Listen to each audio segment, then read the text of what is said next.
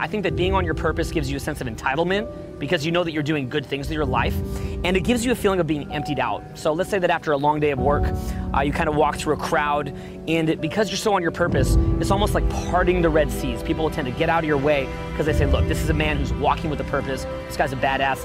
Let him be the man. As your sense of purpose increases, so do your boundaries as a man.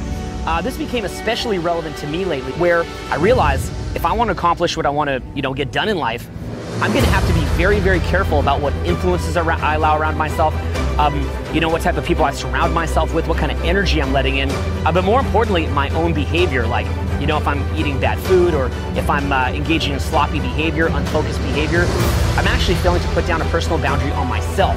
A lot of things like approaching anxiety towards approaching girls, or eating bad food, procrastinating, being a gossiper, getting upset over little small petty things, really comes from a lack of a sense of purpose, because basically you want to think of yourself as a man where you have this sense of purpose, and that creates gravity, which then sort of pulls in the armor that are personal boundaries.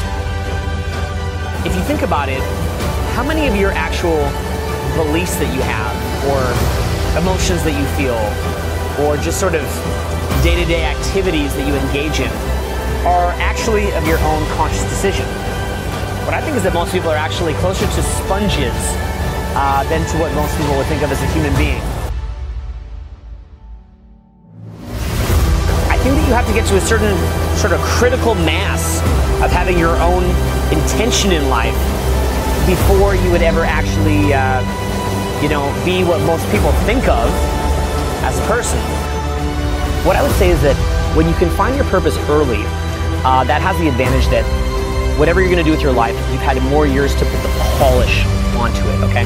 Imagine if LeBron James or Kobe Bryant were to wait until they're 27 to start playing basketball, they would have less time to really hone their craft. So the sooner that you get started, and the sooner that you have a sense of urgency about it, the more likely that you are to get to a world-class level with whatever it is that you do.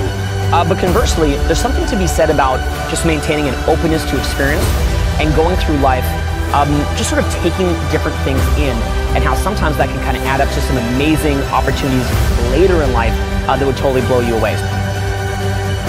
Finding your purpose is a benefit to you because it gives you polarity, like that type of permanent attraction with a woman.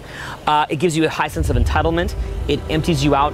And maybe even most importantly, it creates the gravity which sucks in the armor of personal boundaries. Somebody who is on their purpose, they have a glint in their eye, okay? They haven't had their face ground into the ground by the boot print of life. They're alive, they're happier, they're engaged. That's why you gotta do it.